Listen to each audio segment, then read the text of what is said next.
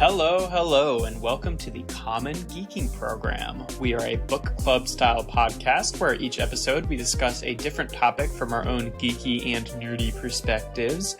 I am your host, Jeff Leavitt, and this week we are going to be taking a look at the Netflix Masters of the Universe Revelation series, at least what we have so far. And this time around, I am joined by just one other person. Hi, Chowder. Hello. My name is Prince Taeemul Chowdhury. Oh my god. But fabulous secrets were revealed to me when I held aloft my sword and screamed, "I have the power!" And then I became Chowder. I love this fucking alternate universe explanation for your fucking nickname. It's just, Chowder is one of the heroes of fucking power. But this time around, we're taking a look at He-Man. And we're going to start off by summarizing, discussing it, and then we'll end with our little ratings section where we decide if it was good or not, pretty much. You want to jump right into the summary? Sure.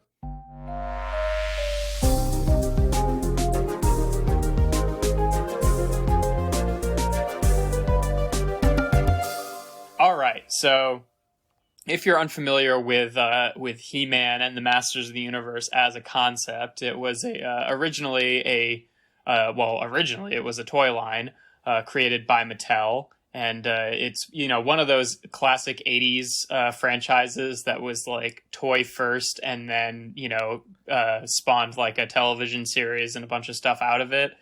So it had a television series made by Filmation in that started in 1983. And we've had a few different iterations of He-Man throughout the years, but this is just the latest. It's a more, I guess, I would say it's meant to be more adult-oriented animated series that was run by Kevin Smith and premiered on Netflix. I want to say like a month ago at this point? When did it come out? Yeah, like a month ago. Yeah. And first of all, like right now, all we have is 5 episodes, but that's just the end of part 1. I don't even know if they're like calling it season 1 or but I think right now we don't know when the next 5 are coming out. But as for right now, that's all we're talking about.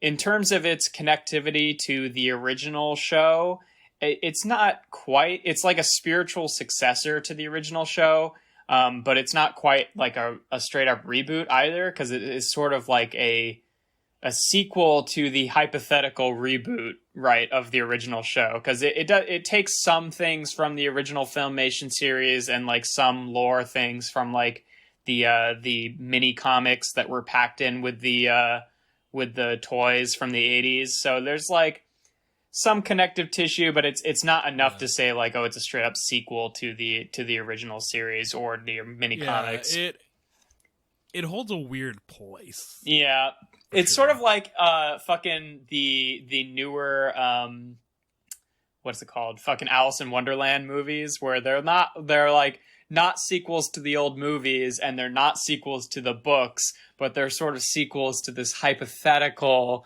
reimagination of the series. Like if you're, looking at it that way. There's other stuff that's been like that too. It's not that weird a concept, but I feel like Transformers does it a lot, actually. Like, like the War for Cybertron and Fall of Cybertron games were like, prequels to a hypothetical reimagination of the series rather than being prequels to a specific piece of media.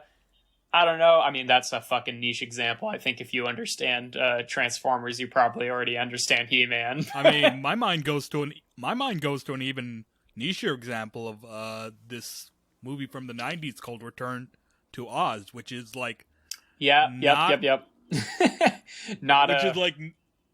It's not a sequel to the famous Warner Brothers movie, but it's also not a sequel. It's not an adaptation of one of the books or anything like that. Also, yeah. It's not that strange. Like, there is part of me that wishes that we could have just gotten the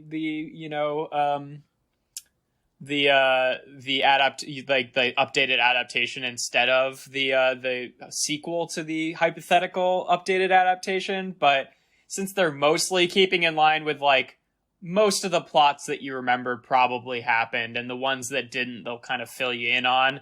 You know, like I think it still works relatively well in that regard. Yeah.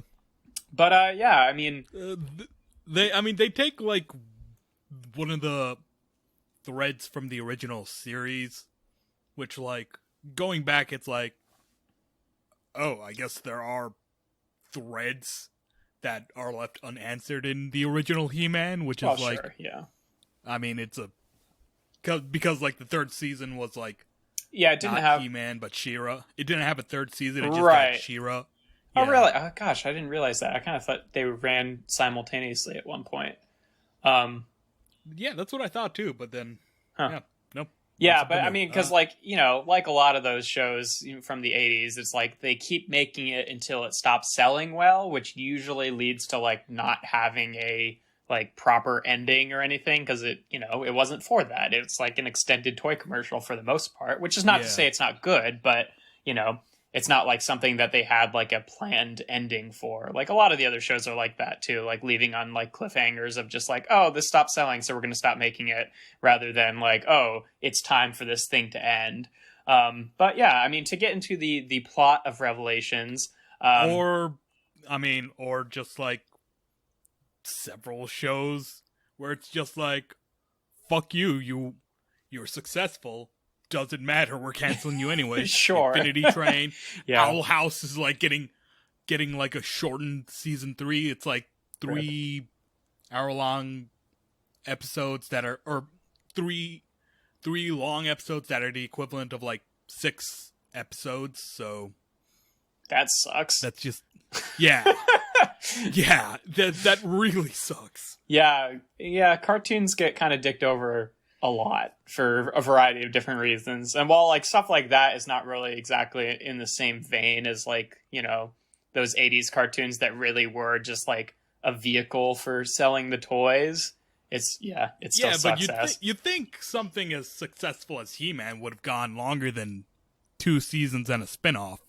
Sure, but I mean, you know, also like seasons were a lot more stretched out back then than, you know, like what we were used to nowadays. Whereas like if you look up how many episodes there are of the original series, I'd have to look that up, because that seems like it could have been. Let's look that up. How many episodes were there in the Filmation He-Man show?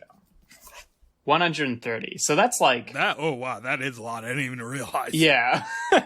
And I'm not sure if that like I can't remember if it was like one of those ones that like pairs 2 episodes, but still, like, you know, 2 seasons but 130 episodes, like that's a lot, you know, like, and and like there's like a whole story about like, you know, how long like the toy series and how long that went on, and then like how it started not selling very well due to like, you know, just like what the politics of basically what was on the shelf at what time, which is a whole other thing, which I would love to talk to you at length about at a different point. Yeah, but I've seen that episode of The Toys That Made Us. Yeah, it's so cool. Actually, I love fucking toy history, but yeah, they've made like a few attempts to like reboot He-Man. Like I remember this one show that really leaned on the Conan the Barbarian type shit, and that didn't last very long.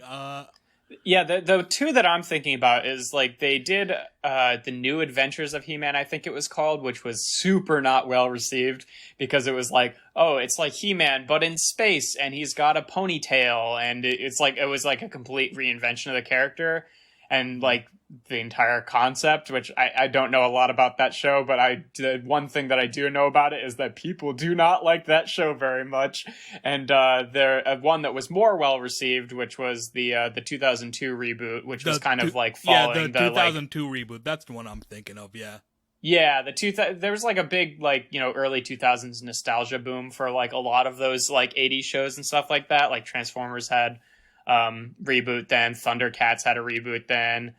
Stuff like that. And that show I think was fairly well received, and like it's one of those shows that's like, you know, it was pretty good at the time, and it is still good for what it is, but it doesn't quite scratch that itch of being like a, you know, adult oriented, you know, like in-depth plot kind of show when you go back and watch it nowadays. Yeah. At least for me, it doesn't. Like, it's still good for what it is, but it's very like, you know, like it's a cartoon that was made in the early 2000s. Like it does feel like it, but I barely remember it, so it's pretty good. I would say, you know, it's like, it's one of those shows where it's like, I couldn't really binge it now, but like when I watch it, I'm just like, yeah, I would have fucking ate this shit up as a kid if I'd watched it more then. Kind of in the line of like, there was like a Teenage Mutant Ninja Turtles show that was happening around that time too, which I still think is like a superb show. But like if I went back and watched it now, I'd probably be like, yeah, all right, this feels like a yeah. No, show I've actually gone back and watched that TMNT show, early 2000s one. It doesn't age. It hasn't aged well. Yeah, but at the time, you know what has aged well though? What? Rise of the Teenage Mutant Ninja Turtles, and that hasn't aged well. It hasn't had enough time to age well. It's too new. It got canceled really early. It's like, oh, I didn't even know it was canceled. It's been a few years since the last episode. Fair. Anyway, if we could, I would like to get into the plot of the show that we are talking about. Yeah. So the main sort of premise of this is like basically what happens pretty much in the first episode is it pretty much leaves off more or less where the original series hypothetically left off, right? They're still having their battle with Skeletor. Nothing much has changed. The main thing that's changed really is that Teela, the main female protagonist, is about to be, I don't know, fucking knighted, I guess, as the new man-at-arms, who is like, you know, the right-hand man to the, you know, leader of the fucking army and shit like that. Yeah, it's a promotion. We already, you know, man-at-arms is her surrogate dad, Duncan.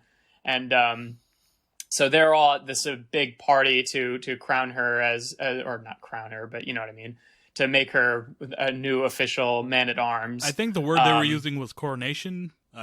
Yeah, coronation, right, like but like, yeah, it's like a military post, so you wouldn't say you crown them to be that, right? Right. You know, I don't know. It's fucking semantics, but and meanwhile, we have He-Man showing up at Castle Grayskull, and he's got two, you know, prisoners with him from Snake Mountain. That's the evil place with Skeletor, if you're unaware. But and then it's revealed that that's actually a fake robot, a faker, who is a character from the fucking show, which is why Skeletor makes like a big deal out of saying, you might say he's a faker, because it's a fucking toy that's a repaint of He-Man, his name Faker. And Skeletor basically kind of remarkably easily gets into Castle Grayskull and puts the sorceress on edge.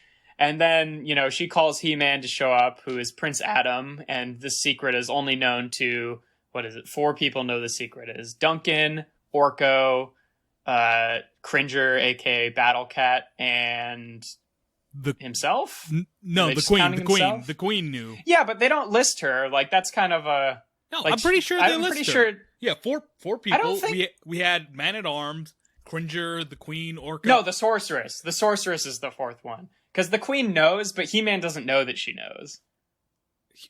He-Man doesn't know that she knows. No, yeah. He only so they only list, it's the Sorceress, Duncan, aka Man-at-Arms, Cringer, who is his pet cat who turns into Battle Cat, and Orko. Those are the four people that knows. Anyway, not super important, but basically, they're the only ones who know that Adam is He-Man, and so Adam has to leave the party and get everyone to go fight at Castle Grayskull. And basically, he's got a little battle with Skeletor, and it's like a, you know, cool battle, and Teela is there fighting Evelyn, who is, you know, Skeletor's, you know, right-hand female antagonist. And Skeletor ends up tricking He-Man into unlocking the crystal at the heart of Castle Grayskull, which unlocks the magical power, the secrets of Grayskull. And as Skeletor is trying to siphon all of the power to himself by breaking the crystal, the sorceress slows down time, and basically He-Man decides that like the only way to stop it from like destroying the universe, basically, because they also, you know, I don't know if this was like a thing that was talked about in the original show or the mini comics, but like the backdrop of this is that Eternia, which is the planet they live on, is like the absolute center of the universe, and it controls all of the magic and power that is like exists throughout the entire universe, basically. So He-Man decides to use the Sword of Power to siphon off that power, killing himself and Skeletor in the process. And our first episode is pretty much like, hey, He-Man dies, and Teela finds out that it is Prince Adam that is He-Man. And that's what the Revelations is supposed to refer to, is like the whole backdrop of the series is Teela's revelation that it is He-Man, and turns out, surprise, that Teela is really the main protagonist, at least so far, of this show, which we can talk about later, because fucking people have opinions about that. But so basically, that's the first episode is just kind of setting up the backdrop for the series, which is kind of funny considering the where we're at right now. It's only 5 episodes. Teela is pissed that this was hidden from her, so she pretty much just like quits and storms off. And the king is pissed that no one ever told him that his son was He-Man, so he banishes Duncan and Orko and Cringer, which is a real rough scene. Yeah, and that's pretty much like episode 1. Like his mother breaks down crying, like, "Oh God, He-Man's dead. That means our son is dead."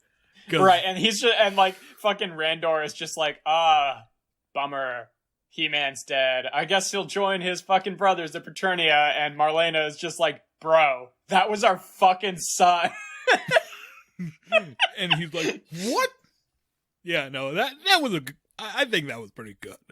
No, yeah, it was a good scene, but it was like, it's a rough watch, because it's just like, all these people that have been, friends and trusted each other for years have now legitimately fallen out, and are just like, yeah, he's fucking banishing Duncan, who is like his right-hand man, and it's like his whole life is like being man-at-arms and stuff like that. So then, where we continue on, we're not like going to go through the exact details of everything that happens in every episode, but fast forward, it's sometime later. I don't remember if they say how much later, if it's like a few years. I remember hearing 5 years. That would make sense. So now Teela is kind of a sword for hire, I guess. Like, she's partnered up with this girl who's an original character to this show, whose name I cannot remember. Do you know what her partner's name is? I forget her name, but she's technically not original. She's just very obscure, and they just used that as... she? Yeah, they just used that as an opportunity to just... as a blank canvas, like... Gotcha. Yeah, I remember watching, like, the... Olivia? Liv? Is that right? I think so. Hold on. I'll probably Google this now, but yeah, no, I was watching the He-Man after show, and like, they were talking with the voice actors and actresses, and her voice actress comes on, and it's like, and they briefly mentioned that this is an obscure character.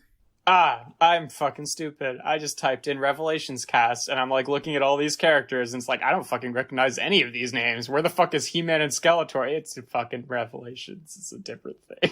Gotta put Masters of the Universe. Chris, what is He-Man, Skeletor? Andra? Tiffany Smith. Wait, no, not Tiffany Smith as Andra. It can't be. Andra's somebody. Teela, Skeletor, Man-at-Arms, Mossman, Orko, Sorceress, Merman, Queen Marlena. Yeah, it's gotta be her. Why don't I just fucking type in Master of the Universe Revelations Andra and see what fucking comes up? That's her. That's Andra. Andra is the name of this character. That is surprising that she is not voiced by a black actress. Yeah. Is that true? Or does this person just have very Tiffany Smith? Anyway, we don't fucking need to be Googling, but that is... I was also looking for a black actress. Yes. Weird, but okay. The character is black. In case that wasn't clear. It doesn't matter. I mean, it matters a little bit, but it doesn't matter enough for me to fucking sit here for 5 minutes Googling it. Let's get back on track. Yeah, anyway, so Teela is working with Andra, which is the character's name, and they're basically mercenaries. And they end up getting a job by this old woman who wants them to go to Castle Grayskull. And then in the fucking surprise twist turn of the century, the evil looking and sounding old woman is actually Evil Lynn. Who could have known? Uh, and she, under false pretenses, lured them both there. But then the actual twist is that Evelyn is working with, I think it's just Cringer at this point, right? Cringer and and the sorceress is in on. Yeah. Yeah, it's just the three, because Duncan and Orko are off doing their own thing. But so the Evelyn, the sorceress, and Cringer are working together now because, basically when they did this thing that killed He-Man and Skeletor, it basically started draining all of the magic out of the world, which is generally bad. But Tila is like, no, I mean, magic has kind of screwed up everyone's lives, and it has enabled all of these people like Skeletor to do all these terrible things. So why do we need the magic? And then the sorcerer's without magic, we all die. Right. Yeah. So I mean, basically what they have to do is when He-Man, destroyed the sword, it split it into two parts. And one half of the sword goes to Preternia, which is basically not just heaven, but heaven specifically for the heroes of power, aka He-Man and his previous iterations. Yeah, I mean, think Valhalla or the Fields of Elysium, Right, yeah. And fucking what is the other one called? It's goddamn not Post-Ternia, I'll tell you that. What's the underworld? Land of the Dead. Yeah, right? Land of the Dead. Doesn't it have another something Ternia? Doesn't matter. I don't think so. Yeah, the other one's in hell, basically. So they have to go to both places to get them, and then they need help doing this. So Evelyn brings along Beastman, and they basically go and find Duncan because they need someone who has the skill necessary to forge the swords back together. And Duncan is, as they think, the only one who can do this. And when they find Duncan, he is taking care of Orko and Roboto, who is a fucking great character and a great toy. Who there was a single episode dedicated to Roboto in the original series, and I think that they used his backstory from the mini comics, not from the original show. I might be getting that wrong, but basically he's an android that Duncan had built and then was given a soul, basically. So he's a good boy, and he has access to all of Duncan's knowledge and stuff like that. So in theory, Roboto can also cast the sword back together. So Duncan goes on about how hey, I've got to protect my family now. Orko is real fucked up now that all of the goddamn magic is gone. And I need to take care of Roboto too. And Orko and Roboto are basically nah, fuck that shit. We got to help them save the world. So he agrees to help them. And then they go on their little quest. They end up going to the underworld first, and they have this whole really cool, honestly, encounter with Scareglow, who's showing them all their greatest fears and stuff like that. Obviously there's a lot more detail to it than that, but basically, Tila's whole thing is just a sort of frustration with He-Man, but also I don't know if I'm ready to handle such power type thing, and it's and and then fucking Evelyn and Orko end up together in a little fearscape, and they end up having a few moments, which I think is really cool. Evelyn, I think, is really good in this show. Yeah, she's voiced by what's her name, Lena Headey. Is that how you pronounce her name? Headey. I'm not sure. Actress who plays Cersei in Game of Thrones. Yeah, let's not get into another Tiffany Smith thing. Another now. Fucking Google sphere. And yeah, they have the words. I fucking love the shit in that episode where Orko is explaining the origins of his name, and then Evelyn is just says something. It's just it was yeah, no, my name wasn't always Evelyn. I added the evil part afterwards. It's just it's a sweet moment, but it's also just very funny and very campy, which is a general tone that I was not expecting the show to have, is that it very straight-faced takes the campiness of the original show and runs with it, where Skeletor, instead of acting Skeletor and He-Man will say like the corniest shit with a straight face, and it's great. Right, exactly. Like, instead of taking Skeletor into a direction of like, oh, him being this like really sinister, and now we're trying to scare you with this character kind of thing, they definitely like crank up the egomaniacal thing where he's like, you know, saying bombastic things, and you know, they've got fucking Mark Hamill casting choice of the goddamn century voicing him, and it's very Mark Hamill was going wild with that role. Yeah, I know. You could just tell that like everyone playing the characters is just like having a fucking grand old time, basically. So yeah, they end up getting the sword from the underworld, but Orko ends up sacrificing himself to do it, and then real quick though, I actually kind of thought Orko and Evil Lyn were gonna like be a romantic thing. I'm like, I don't know weird, about that. I think they were just what? having a good, you know, we're both magic friends moment. yeah, fair. But like, I'm like thinking weird direction to take this. But you know what? I'm cool with it. And yeah, I mean, that's the other thing we can talk about this now a little bit too, is that like part of the intention here was like, you know, we've got these two characters, Teela and Evil Lyn, who, at least in the original run of the show, basically are, you know, basically the sidekicks to the stronger male characters, right?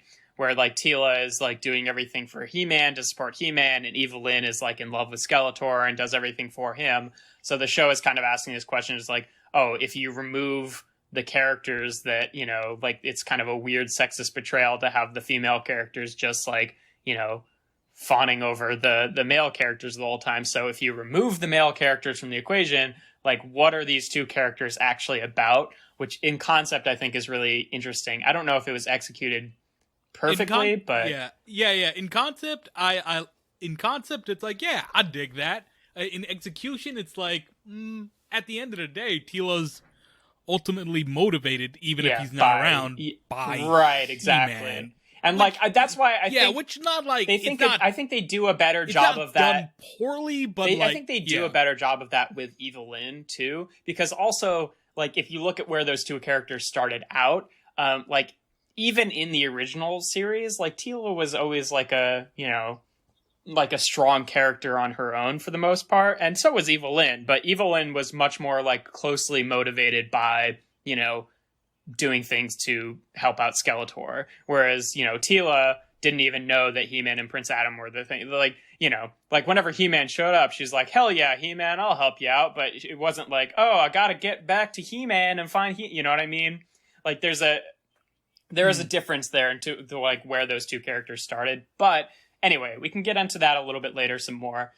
Next, after they are in the underworld, they head to Preternia, and Adam is there because, you know, he was a hero of power, and he died in that explosion, which I felt like at the time was left a little bit ambiguous, and then they're just like, oh yeah, here we're in heaven, and now Adam's here. I'm like, oh shit. So he really did just straight up blow up there, not just like, you know, the classic cartoon trope of there's no body, therefore can we really know? But no, he's dead as fuck. And he's he's in heaven, and he's chilling with a lot of the previous heroes of power, including Grayskull, for whom the castle is named, including Hero and Wondar, some of the best stupid fucking names from the goddamn Masters of the Universe mythos.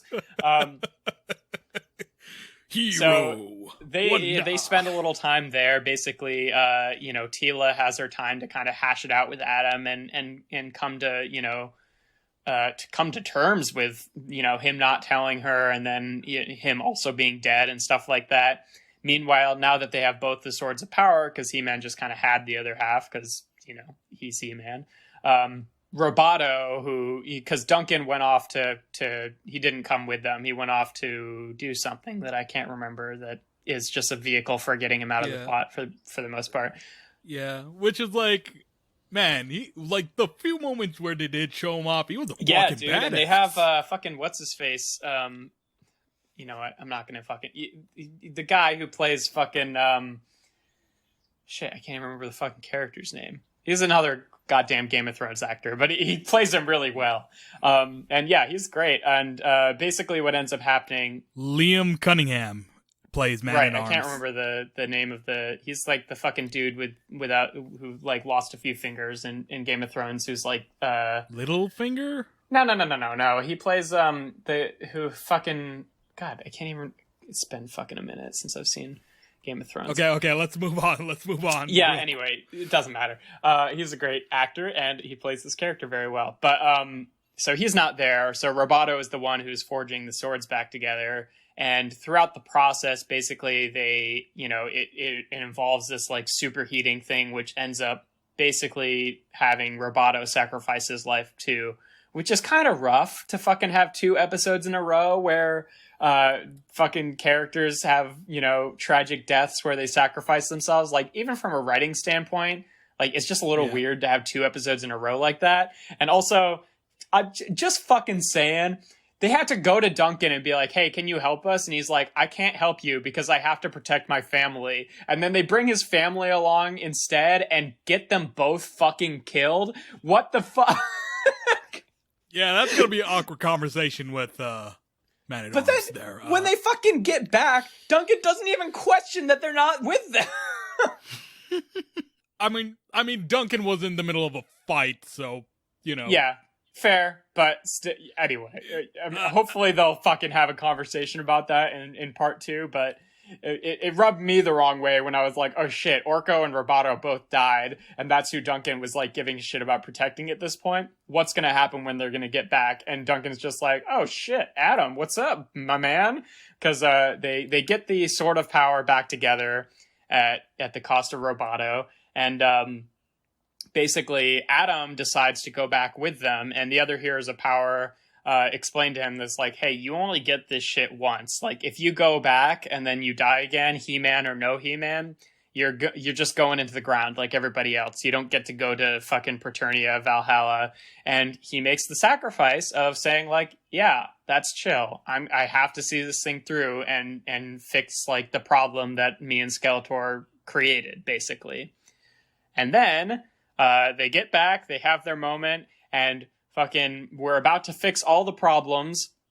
He-Man is about to do his classic, I have the power, and then surprise, Skeletor was fucking chilling out in Evelyn's staff this whole time. I think unbeknownst to her, right? I don't think she knew. She didn't even realize that that's what Skeletor was doing either, and Skeletor just and fucking Skeletor goddamn impales Prince Adam in the chest, and so we fucking see He-Man die twice in this show.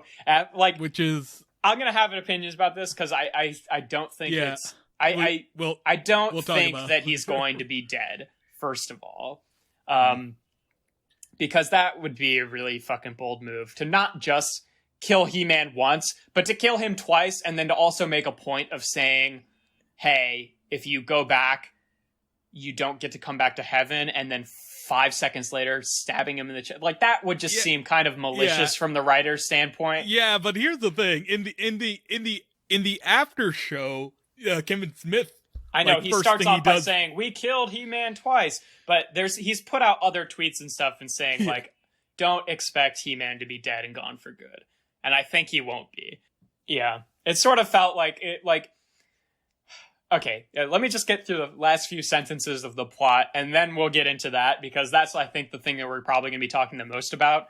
So basically, Skeletor, comes back, and now Evelyn and Beastman, who were fucking, helping out the good guys to save magic, now have this choice of like, oh shit, are we supposed to go back to fucking Skeletor?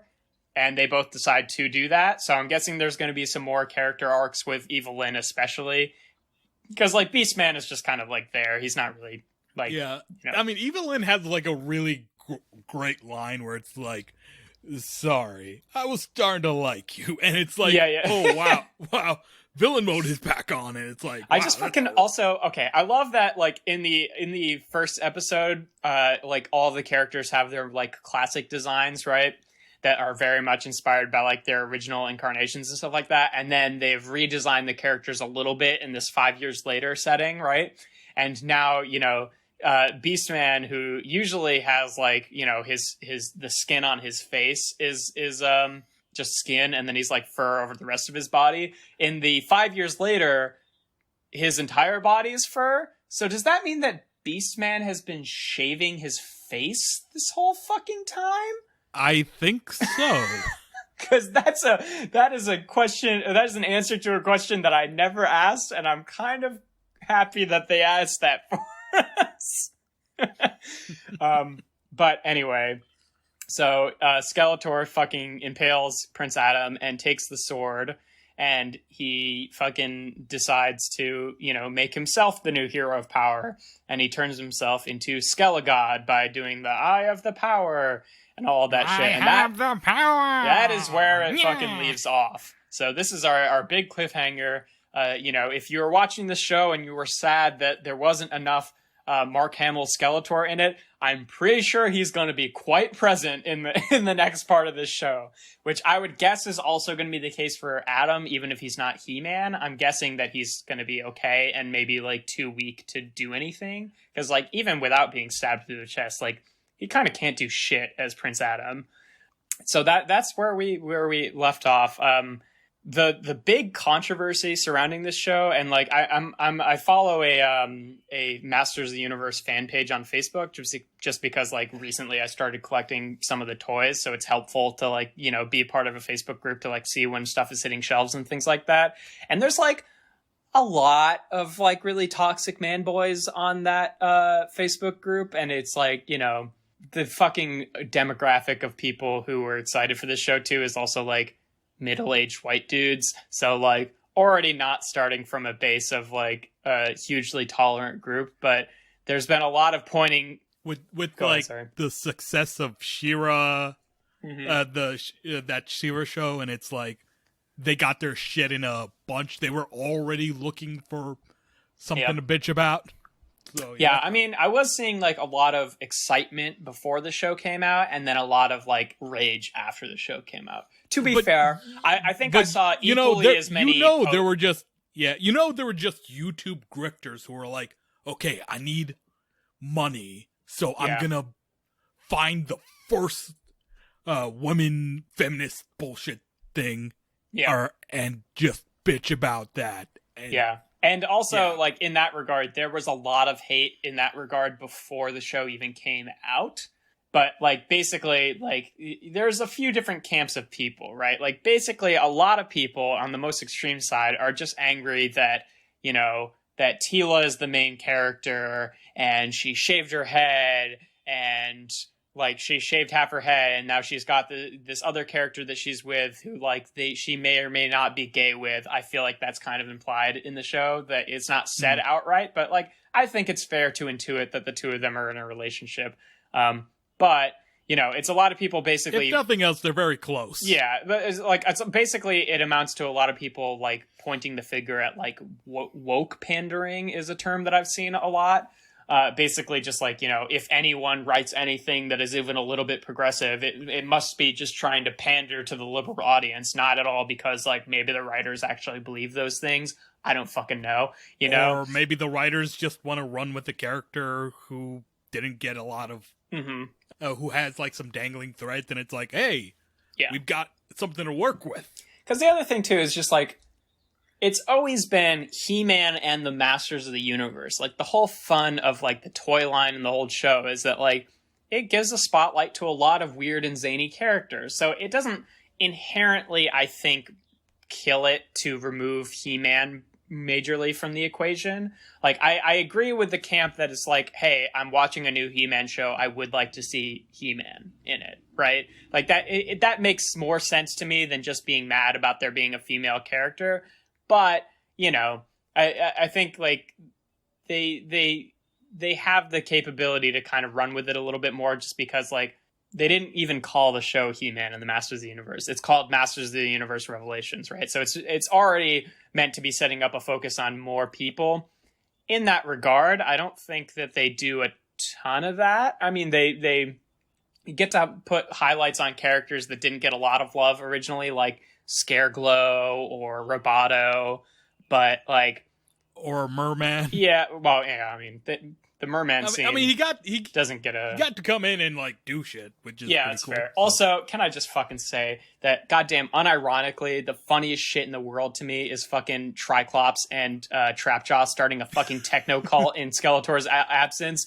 That is the funniest shit in the world to me, and I don't know why. It's just so fucking good. It was like, and I was watching this too, and I was like, this has a very specific vibe that I can't pin down until I realized that the guy voicing Triclops was the same one who fucking voices Zahir in Legend of Korra, and I'm like, that makes a tremendous amount of sense. It was just so good. Henry Rollins, no. Like my mom was like in the room when I was like watching that scene with the techno cult, and she's like, so they're against magic and they formed a religion. It's just like kind of this surreal moment where like my mom's like trying to understand what the hell I'm watching. Trying to understand the nonsense that is Masters of the Universe. And I'm like, yep, you got about right. Which like fucking, I don't remember there ever being like a conversation in the original He-Man show about how it is kind of this weird amalgamation of like super fucking cyberpunk techie shit and like magical high fantasy, but like that whole thing happening, like when I watched that, I'm just like, that makes a tremendous amount of sense in a way that I never would have thought about before. Yeah. That like they would have this like schism about like the technological versus the magical, because that's like what the world is made of basically in Eternia. The aesthetic of He-Man has always been like Conan the Barbarian, but like Star Wars it up a lot. Right, exactly. And, yeah. And so that was really cool. But yeah, so like for me, I'm kind of waiting to see where it goes. I feel like if they started, episode 6 or whatever, and Adam was just completely dead again, that is, I think, where it would completely lose me, right? Because like I understand the concept of doing the show without He-Man, but to fucking kill him off in the first episode, then kill him off in the last episode, and then also deny him being able to go to heaven, like that's the point where it's like, okay, that feels malicious at this point. That feels the point where the writers are like putting up a middle finger or whatever, right? Like I wouldn't feel that way if he died in the first episode and then they had his moment with him later and he decided to stay in Paternia, right? Like that wouldn't, and then they went on with the rest of the show without He-Man. Like I think that's fair. It's not just the Masters of the Universe without He-Man in concept. It's just like how they did it, if that's what they did. But again, I don't think that's going to happen. I think that he'll survive. Yeah, that doesn't look like what's going to happen. Yeah, because they're bringing Skeletor back too, right? So like if they just had them both dead, that would be one thing. But to have Skeletor come back and keep Adam dead, I think that would be strange. A strange decision to make. Which, like, looking at how he was impaled, it's like, we know you're gonna live through that just because story, but, like, pretty sure that sword went through his spine, his lungs, his heart. To be fair, Chowder, that is also the exact same way that Skeletor was impaled in the first episode and then did live, so... True. Also, we don't know shit about, like, now that the magic is back, maybe they can use fucking, Eternian magic to heal him and shit like that. Like, it doesn't necessarily, but like, I feel you. But yeah. So yeah, I mean, like that's like the main thing is like, there's like the camp that I agree with is more like, hey, if we're doing a He-Man show, can we not do He-Man dirty? Right.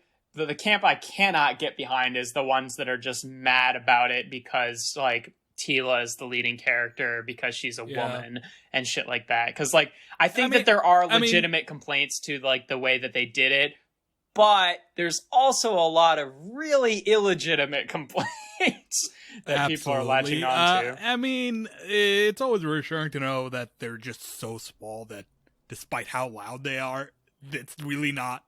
They really have no influence. Like, well, yeah. I mean, there is the one thing. She-Ra show, despite all the loudness, was successful. Yeah. You know? I mean, but that's the other thing though, is that, like, I'm pretty sure this is one of the, like, they fucking like review bombed the show like as soon as it came out, so it's got like it's like one of those shows on like fucking Rotten Tomatoes and IMDb that has like a much, much higher critical score than an audience score, just because people went on there and just like tore it apart. And the only people who did that were the people who were angry enough about to do it, who obviously hated it because they're obnoxious man children, So it's like, probably that won't have impacts in the long run because like views are the thing that matters. But yeah, no, it is nice to know that like, after all the bitching, it's like it's still hopefully a minority. I can say for me, like in the groups that I follow, like I've seen a good amount of like a decent amount of posts also that have also been like, what the fuck are y'all talking about? I thought it was incredible. So it's like even within the, the toxic man boy fucking niche, there is still a lot of people that are like, calm down, this was good, But so yeah, that's pretty much the whole plot. And I mean, we could fucking go on forever about like how people are just like fucking immature about stories going in different directions and quote unquote woke pandering and stuff like that. But do you have other stuff from this that you want to pick out and talk about? The thing about Masters of the Universe Revelation was it was fairly simple, all things considered. Does what it needs to do and goes. And it's and that's that's one thing I can say too, is that like someone who's been recently fucking burned by another 80s franchise coming back and doing a goddamn Netflix reboot, like the fucking Transformers series that has been on Netflix. And though Transformers has a reboot much more frequently than Masters of the Universe does, like I think you look at that show and you're like, okay, clearly like the acting is bad, right? The dialogue is bad. The story is almost nothing, right? There's a lot of like quality complaints about it. Whereas like every potential problem I have with this is about like, where are you going to bring the plot from here? But I think it was well written. I think it was well animated. They had fucking, they hired union voice actors. So it was well acted, stuff like that, like I think it was very well made. And in terms of like, if I'm totally down with the plot or not, for the most part, I think I'm positive on it. It's just a matter of like, I want to see where it goes from here. Cause it definitely feels like since we're, we only got 5 episodes, we're not looking at like the full picture yet. You know what I mean? But yeah, no, I mean, it was cool to see like a lot of, like nicely animated versions of like characters that just like pop up in the background too. Like we fucking see like Clamp Champ and Fisto running into fucking battle. There's some like strange absences. Oh yeah, more than 3 frames of animation this time. There's like some strange absences of characters that were pretty prevalent in the original sort of like continuity, like Ram Man and Stratos weren't there.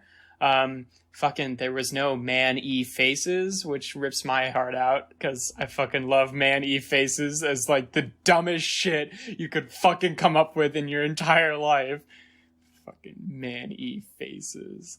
Yeah, no, otherwise, it's like, it's pretty good. I like the moments that they had with, like, I'm really interested to see, especially, I think, where Evelyn goes as a character, because, like, as much as, I want to fight back against, like, the toxic man children who are just, like, complaining about Tila being the main character, I don't think they made Tila, like, tremendously likable in the show.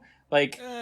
yeah, I mean, I found myself rooting for pretty much everyone else on screen, like, more than Tila. Because, like, they kind of made her whole character arc just being, like, really resentful of Adam. And to the point where, like, she starts telling him off as soon as she gets to heaven. And I was sitting there like, bro, this guy is fucking dead and sacrificed himself for the whole universe. Could you maybe calm the fuck down and at least be chill to this man who is your friend? Like that kind of thing. I get what they're trying to do, Yeah. Like she misses the dude and she like channels Danny to like, I'm frustrated that you did that to us. No, for sure. I just think, like, I absolutely understand the motivations there. I just wish they hadn't dialed it up to 11 quite as much, like, and gave her a bit more, like, a few more moments where she had, like, character traits that were, like, not appealing, but like someone you could really root for a bit more. Because like, what I wish is that there was, sorry, go ahead. Like there was more to Teela outside of He-Man. Because like, exactly. Attempts to like make her a more fleshed out character, and I think they succeed for the most part. Yeah, it's just like it kind of sucks when you have your protagonist whose entire character trait is like being mad about something that the other characters did to her, you know? Like, she surely as a character has her own goals and like ideologies and stuff like that outside of this one event that happened to her, right? And I wish that they had like, you know, explored that a little bit more rather than like everything tying back to like the quote unquote revelation from episode 1. Because, you know, even her stuff that wasn't about He-Man was like being mad at Duncan or being mad at Magic because it caused all this and yada, you know, it's like it all kind of revolved around that event. Whereas like, I feel like we could explore her a little bit more to, you know, like to flesh out character traits other than that. But yeah, no, I mean, like, I'm just looking at my other fucking things here. Is there? Oh yeah, I mean, fucking Skeletor got into Grayskull really fucking easily, which I understand why they did from a writing standpoint, but it feels just like he just walked up to 2 dudes and just marched in there. It's like, why didn't you do that before? But like, I understand they want to get the action rolling, and you got to get him there somehow, and fucking, you know, they want to make the Faker reference or whatever, but like, could have made his plan maybe a little bit more elaborate, considering he's been trying to do this for like literal decades or whatever the fuck. Like just some random mook in Skeletor's army is like, sir, what? What if you just tried walking in there? What? Just walk in there. I've never thought of that before. It's genius. Yeah, so I mean that again is like that's like a minor plot quibble. I thought Orko in this was really good. I remember from like like a few of the trailers, it looked like shots that they had of Orko made him look like his design was like darker and grittier, and I was like, you can't do a gritty Orko. Like he's just like the campiest motherfucker. So I'm happy when the show started that they really decided to like steer into that like campy aesthetic of like, you know, fucking Cringer, even when he's in his regular cat form, can talk and he sounds like the Cowardly Lion from Wizard of Oz, you know? And like all of the characters, even the evil ones, will just like make occasional puns and stuff like that. Like I like that they decided to run with that a little bit, because like I think that kind of like that kind of aesthetic is hard to do earnestly, I think, and have it come off like it's well written in a way, you know what I mean? Like, I like that they leaned into the camp. Like He-Man without the campiness is like, whatever, man. Like, right? It's like it's the same with. It's the same feeling I have about Power Rangers. You know? Yeah, like, right. Yeah, but like, it's the same kind of thing where it's like, right, like Transformers does this too. It's like there's been like grittier, like if I could fucking rant more about the goddamn Netflix series, it tries to be too gritty and serious, and I'm like, let's not forget that this fucking show is about robots that turn into cars, right? Like it's an inherently goofy concept, so let's have a little fun. Like that, that's not to say we can't tell fun stories that are like well written and have depth, but let's not fucking, you know, lose the plot here. It still has to be fun at the end of the day, which, like, you know, if they had tried to go real gritty with He-Man, I think it would have been that same feeling, because like every single one of the fucking characters' names is a goddamn pun. So like, you don't pretend like this is like a dark, gritty, serious world, which is why I think that leaning into the camp in the way that they did was like good, you know? Like, I think exactly. Yeah.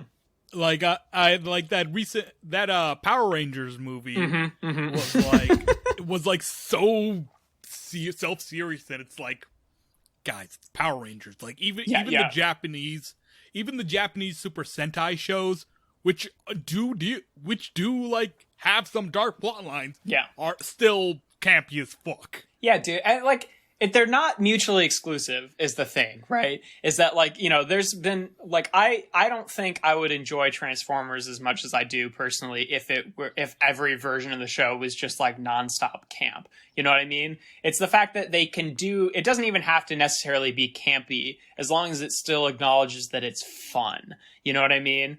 Whereas like, you know, like I feel like you can have those really in-depth stories with characters like that. Like, you know, even if we're taking it away from like things that are inherently silly concepts or whatever, like if we look at other cartoon shows like Steven Universe, for example, like that show gets real fucking dark, but it's still a cartoon on Cartoon Network. And it's like a lot of the filler episodes are just like gags and goofs that feel totally in line with the rest of the show. You know what I mean? It's like, we don't have to stop having fun to tell serious stories, which is something that reinventions of these kid media things. I feel like that's a trap that they fall into a lot, which is, I mean, like, cause I think generally like a lot of people think about it as like, oh, if it's a cartoon, I shouldn't expect it to tell good stories or whatever, because it's a fun thing for kids. And my adult media, I don't want to be making like jokes or whatever because I want it to be a more serious plot line. It feels that's like the approach that the writers take a lot of times, where it's like, if we look at, you know, things that are really successful, like even compare like fucking the superhero cinematic universes, right? Like Marvel is way more successful than DC because, well, I mean, for a tremendous amount of other reasons, but like the DC movies all try to be dark and gritty. And like, I'm just like, let's not forget that our main character is flying around with underwear on his, like, over his fucking pants, right? Like, it's no, they got rid of the underwear, remember? Yeah, right, because it was too, you know, it's exactly. It's like, don't fucking get rid of your Superman underwear. You don't have to do that to tell a good story. You know what I mean? Is like the fucking synecdoche of the goddamn situation. Whereas like the Marvel Cinematic Universe is fairly successful because it has fun. Like all the characters, you know, have wit and jokes, and they don't shy away from doing like a bunch of absurd things, but they can still tell like engaging stories that feel, you know, that feel like things that adults can get into. Like the best DC movies are the ones that do have some of that comic book silliness. Right. Aquaman. Yeah. Wonder Woman is just like Patty Jenkins even says herself that like they deliberately like try to invoke the vibe of like the early Silver Age Wonder Woman in it. Yeah, because I mean, think personally, as of so far, my two favorite of the like, you know, DC EU movies are that's important, the Suicide Squad, the new one, and Birds of Prey. James Gunn one, yeah, which are like both and Birds of Prey. Yeah, I love Birds of Prey. They both steer into that silliness way more than like the movies that try to take themselves really seriously, like Justice League, which like fucking even the Snyder cut, like, could you fuck off with this fucking extended director's edition that is in black and white? What are you talking about? You are fucking making a movie about superheroes, some of the most colorful characters. You know, it's like that kind of vibe is like the epitome of it. It's just like, what are we doing here? You know, like my favorite DC movie is Shazam, which is like, oh god, you know, look, you may have your opinion, but I actually like really like that movie, and it's like a lot more lighter than the other DC movies. Yeah, I even say it's the best fucking Power Rangers movie ever made. That's funny, but yeah, and, I don't know. And yet, ironically, it's perhaps grittier because like it deals with, you know, abandonment, foster homes. Yeah, right. Yeah. I did not personally like Shazam, but I will say in that specific regard, you're absolutely correct about it. Like that's not the reason I didn't like Shazam. For the, you know, things that we're talking about, and we don't need to fucking get into why I don't like Shazam. But yeah, I think you're right about that. Is like, you know, it is still better to like embrace the inherent silliness of the character, which doesn't even necessarily mean it has to be campy or like nonstop goof fest, right? Like you can have a lot of serious stuff go on and still, you know, like fucking, not to get on too much about DC, because like, you know, that's not mainly what we're talking about, but like when I think about like the DC animated shows too, I think like the one that is my favorite is Young Justice, which just kind of like takes all of the inherent silliness of the superhero world at face value, rather than like a lot of the, you know, reboots of like those DC stories try to be like, oh, here's how this makes sense in our you know, in a real world context. Like all of these characters who were supervillains of the comics, that's actually just their mob boss name. Like that's a nickname that the fucking masses gave to, you know, it's like that kind of shit gets old after a while. Like I think I don't know. I think Young Justice does like try to think about like its superheroes and supervillains in a realistic setting. It's just I mean, like but it doesn't try to like sand over the superhero tropes with like thriller or mob tropes, but rather that like it's like I don't know how to no I understand what you're saying, and like I totally agree with you. Like that's more, I guess, what I'm talking about is I'm comparing it in my mind to like things like Arrow, where it'll be like, oh, it's like they call him the Count Vertigo because he sells all these drugs that make you dizzy, rather than like him just straight up being a guy who has fucking like psychic powers or whatever. You know what I mean? As like the show will, like the Young Justice takes all of those concepts at face value and makes them seem more like, makes them feel like they make sense in the world by creating this broader world that operates that way, rather than trying to make it sense for our world by, like you said, sanding over all of the like goofiness and like making everyone's costumes 3 shades darker and shit like that. You know what I mean? That's, I guess, more what I'm talking about. But yeah, I mean, anyway, and it was like, you know, that's just like the fucking one I'm thinking of, but like, there's like literally every fucking villain in like the first season of Arrow is like, they give them their supervillain names by just saying like, they call him this, you know, rather than just being like, yeah, he just goes by that because he's fucking crazy. You know what I mean? Right. But yeah, I mean, it's like, that's neither here nor there. Basically, the fucking resounding point here is that this show steers way into its silliness in a way that I feel like feels pretty sincere, and feels like, you know, it's not just making a campy, goofy show that's just for kids, but it is taking that campy tone and running with it. And I think it's also really interesting the way that they like, in the fucking like the current place the plot is, like in the 5 years later, they'll have occasional flashbacks to like basically the golden days, like the good old times between He-Man and Skeletor, and those scenes are like way more campier than the new ones, but they don't go so far as to remove the camp entirely from the new, like, you know, future where everyone's depressed. You know what I mean? Yeah. And like also another good thing is they don't like do the whole, they're not embarrassed about the source material. Exactly. Like, there's no point where they're like, this is so stupid and silly, huh? But it's always there's always a genuine sense that they like He-Man and the show. Right. And they like it for what it is rather than what they wish it were. Exactly. Yeah. And it's like, all this nonsense about fucking woke pandering and like, oh, if they make Teela fucking, you know, a lesbian, then He-Man is gonna be gay too. And I'm like, guys, the fucking character that you're wanting to be this fucking like symbol of goddamn your masculine fucking empire or whatever, since the original show has worn a fucking pink like a V-neck, pink V-neck that goes down to his goddamn crotch. And at the end of every single episode of the Filmation series, they fucking stop the show to be like, and here is what we learned today, kids, about how you should be tolerant of other people. And y'all are fucking telling me that there's no universe in which that dude could have been fucking gay? Shut the fuck up. Like, man, I hope they make He-Man gay. I hope they do what they did with She-Ra. It's like, yeah. He's gay. And that's the other thing about this show that like is a slight disappointment to me, is not that like, you know, not for what it is, but like when they announced it originally, I'm like, oh shit, are they going to do they did a Netflix She-Ra show that makes vague references to Eternia and stuff like that, and then doesn't talk about it at the end of the show, and now they're making a Netflix He-Man show. And I was hoping, and I know you were too, that they would be set in the same universe.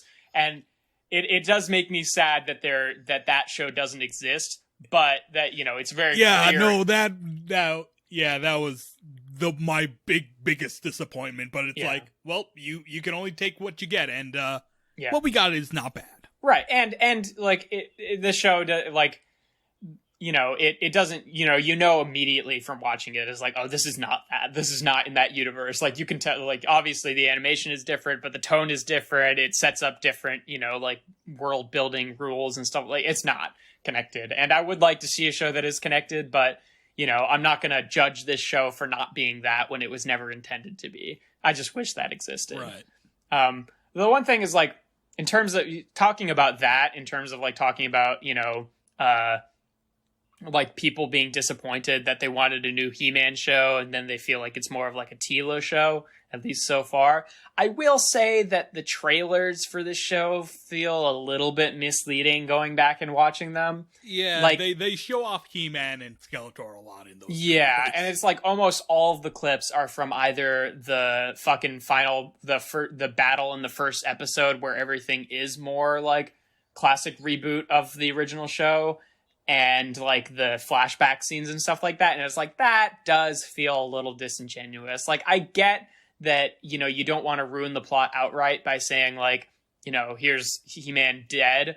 But there's a part of it is just like, well, that is kind of the whole plot of the show, right? Is being like, the whole like concept is, what if He-Man, but He-Man dead and Teela instead? Right, like that is kind of the mission statement of the show for the most part. To show trailers that like make it look like it's going to be a straight up reboot, focusing on He-Man and Skeletor, it does feel a little bit disingenuous. Like I get the complaints there, but again, it's you have to parse out the difference between like the legitimate complaints and the complaints that are entirely based in like sexism and toxic masculinity and Gamergate bullshit. Right, exactly. Gamergate bullshit. Yeah, which is it's rough, and I feel like there's like several things watching this show that like my first reaction to something happening was, whoop, people are gonna be mad about that. You know what I mean?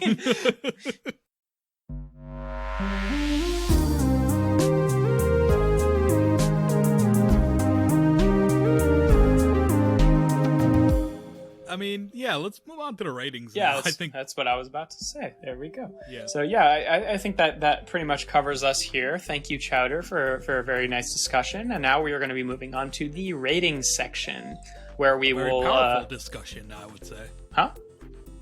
A very powerful discussion. Yeah, right. Power. We have the power because we are speaking to you through your podcast ears, and you can't fucking argue back with us if you're a fucking little man-child who thinks that the show is terrible because fucking Teela got a haircut.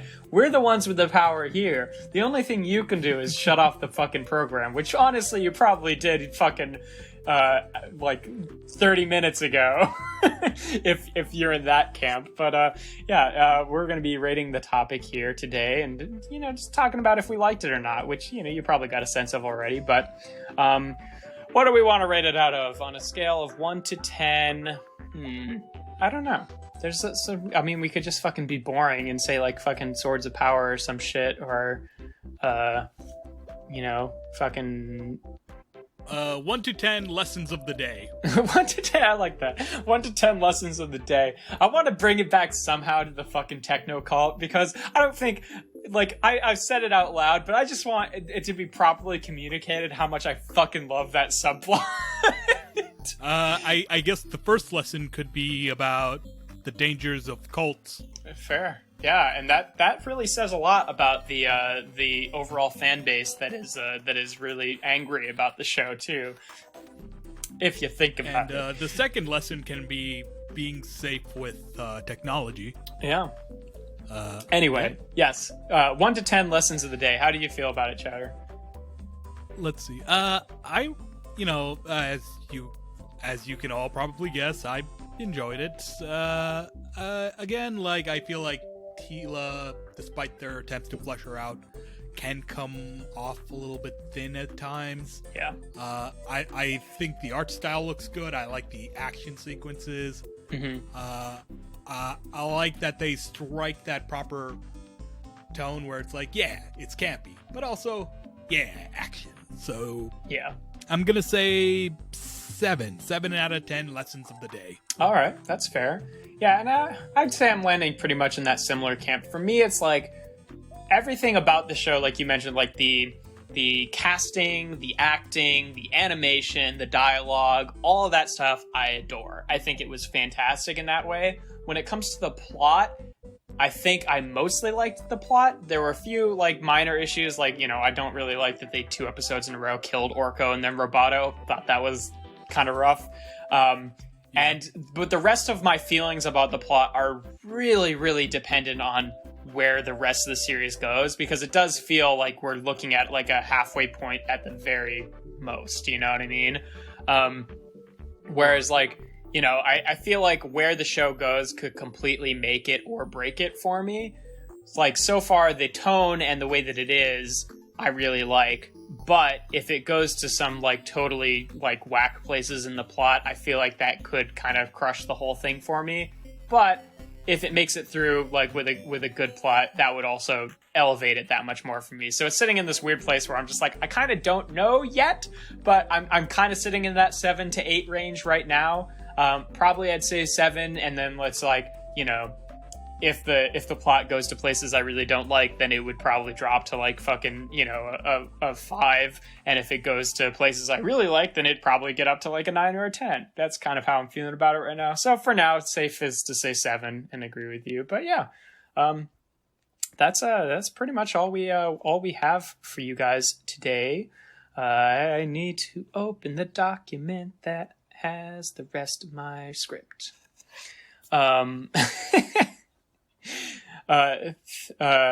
That about wraps it up for us today. Thank you for listening to the Common Geeking program. Again, I've been your host, Jeff Leavitt. You can find me on my YouTube channel where I do toy reviews, including, but not limited to, some Masters of the Universe toy reviews. That is Alchemist Prime Reviews on YouTube. And again, I've been joined by Chowder. Chowder, where can people find you if they want? You can find me on the sister podcast, Dice Populi. We do like D&D stuff there. It's pretty fun. And like the campaign that like I'm gonna be DMing is coming up, so stay tuned for that. And you can also find me on Twitter at Taeemul Chowder. Nice. And yeah. And that pretty much does it for us. Our next episode is going to be another common briefing program where we look at the geek news for the month of August, and that'll be airing on the first Friday in September, which will be the 3rd. Oh, that's my dad's birthday. Cool. Neato. And our next episode after that, which will be another regular Common Geeking program, will be on the 3rd Friday in September, which will be September 17th. So look forward to both of those things. But yeah, thank you all for listening, subscribing, sharing, and everything that you do for us. And we'll talk to you next time. Ciao. Here.